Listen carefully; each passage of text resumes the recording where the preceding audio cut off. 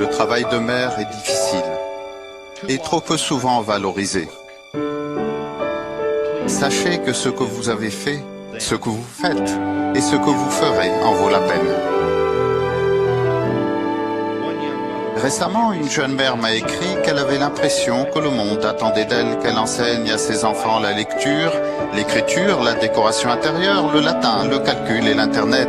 Tout cela avant que le bébé tout bonnement dise « maman ». Elle se faisait du souci parce qu'elle avait l'impression d'aller à l'échec, ou que d'une façon ou d'une autre, elle ne serait pas à la hauteur de la tâche. De l'investissement mental, des efforts spirituels et émotionnels, des longues nuits, des longues journées, des demandes épuisantes qui sont parfois requis, quand on essaie d'être, et qu'on veut être, la mère que Dieu espère qu'on sera.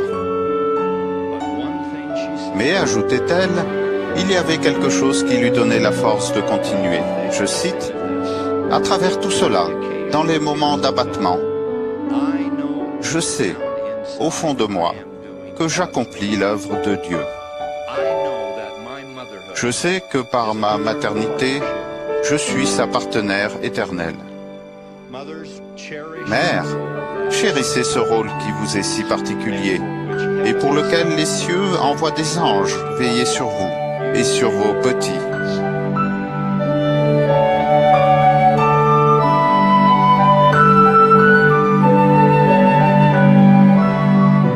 Votre œuvre est une œuvre de salut.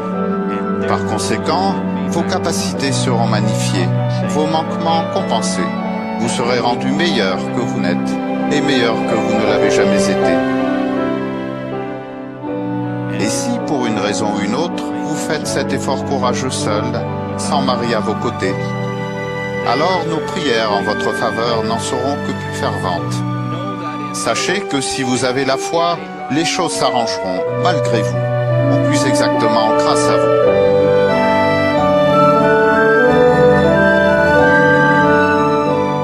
Nous vous remercions toutes, et nous vous disons qu'il n'y a rien de plus important ici-bas que de participer directement à l'œuvre et à la gloire de Dieu.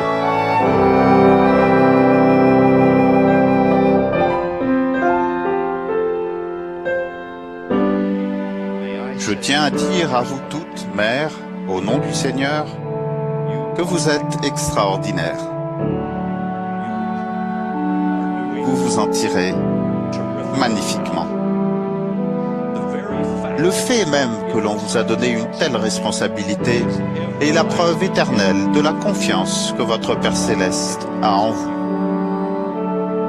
Il vous bénira et continuera de vous bénir, pas même, mais surtout, lorsque vos journées et vos nuits seront très difficiles.